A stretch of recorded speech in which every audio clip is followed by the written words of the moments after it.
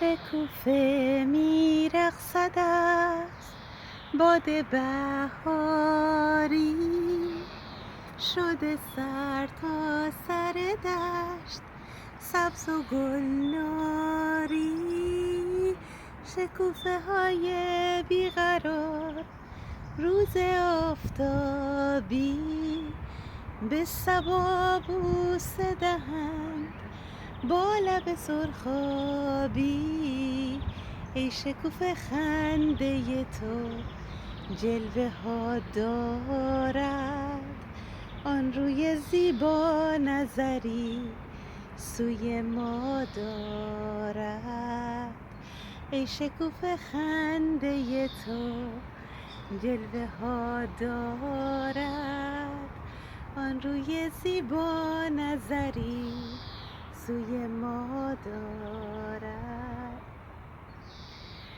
لا لا لا لا لای لا لا لای لا لا لا لا لای لا لا لای لا لا لا لا لای لا لا لای لا لا لا لا لای لا لای لای لا لای لای لا لا لای لای لا لای لای لا لا لای لای لا لای لای لا لا لای لا لا لا لا لای لا لای. دل داده بلبل دارد سخنها،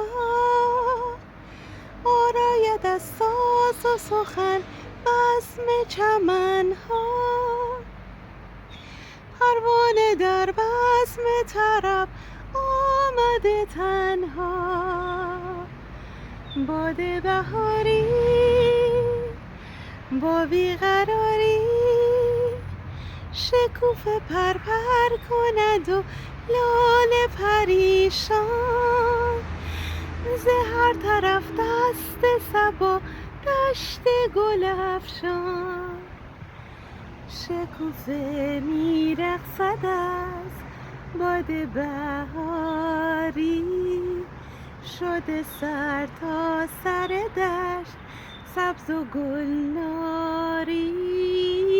عطر جان پرور گل میبرد هوشم، نغمه مرغ چمن کرده خاموشم. ای شکوفه خنده تو جلوه ها دارد، آن روی زیبا نظری سوی ما دارد.